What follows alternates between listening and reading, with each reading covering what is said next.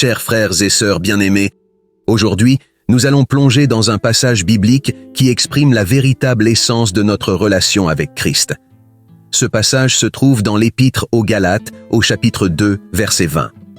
Dans ce passage, Paul explique sa compréhension personnelle de la vie chrétienne et de son identité en Christ. Il dit « J'ai été crucifié avec Christ. Ce n'est plus moi qui vis, c'est Christ qui vit en moi. Et ce que je vis maintenant dans mon corps, je le vis dans la foi au Fils de Dieu qui m'a aimé et qui s'est donné lui-même pour moi. » Paul exprime ici la transformation radicale qui s'est produite dans sa vie lorsqu'il a rencontré le Christ sur le chemin de Damas. Il dit qu'il a été crucifié avec Christ, ce qui signifie que sa vieille nature pécheresse a été mise à mort et qu'il est devenu une nouvelle créature en Christ. En disant que ce n'est plus lui qui vit, mais Christ qui vit en lui, Paul reconnaît que sa vie n'est plus gouvernée par ses propres désirs et ambitions, mais par la présence et la puissance de Christ en lui.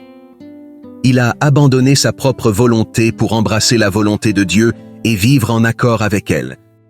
Paul poursuit en expliquant que sa vie actuelle dans la chair, c'est-à-dire sa vie terrestre, est vécue dans la foi au Fils de Dieu, qu'il a aimé et s'est livré lui-même pour lui. Cela souligne l'amour inconditionnel de Christ envers Paul et envers chacun d'entre nous. Christ a donné sa vie en sacrifice pour nous, afin que nous puissions être réconciliés avec Dieu et vivre une vie nouvelle en lui.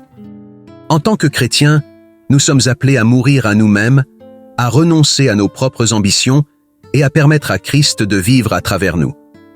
Cela signifie que nous devons nous abandonner complètement à sa volonté et laisser sa vie se manifester en nous, afin que nous puissions être des témoins vivants de sa grâce et de son amour dans le monde.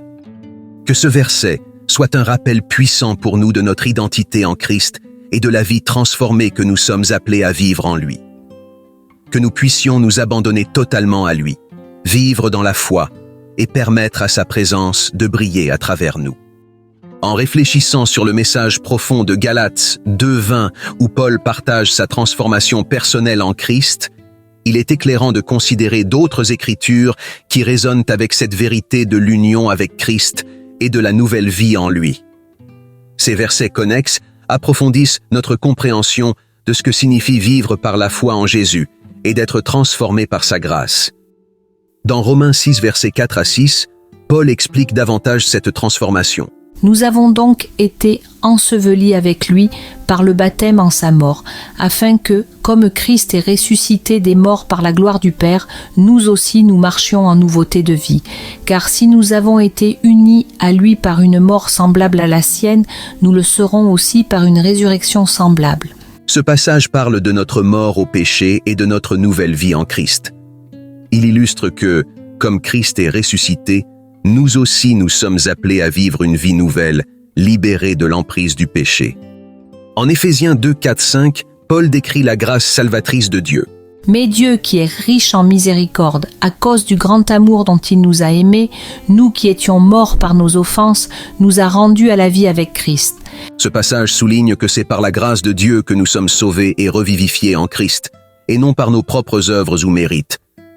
Un autre passage pertinent se trouve dans 2 Corinthiens 5, 17, où Paul déclare « Si quelqu'un est en Christ, il est une nouvelle créature. Les choses anciennes sont passées. Voici, toutes choses sont devenues nouvelles. » Ce verset réaffirme l'idée de la transformation et de la nouvelle identité en Christ. En lui, notre ancienne nature est remplacée par une nouvelle création, marquée par la grâce, la vérité et la vie. Ces enseignements nous rappellent que la vie chrétienne n'est pas une question de conformité extérieure, mais un changement intérieur profond, initié et soutenu par l'amour et la grâce de Dieu en Christ. Ils nous encouragent à vivre non pas par nos propres forces, mais par la foi en celui qui nous a aimés et qui s'est livré pour nous. Que Dieu te bénisse abondamment. Amen. Ne pars pas tout de suite, d'autres vidéos t'attendent sur la chaîne. As-tu vu celle-ci? Ah, et abonne-toi. Merci.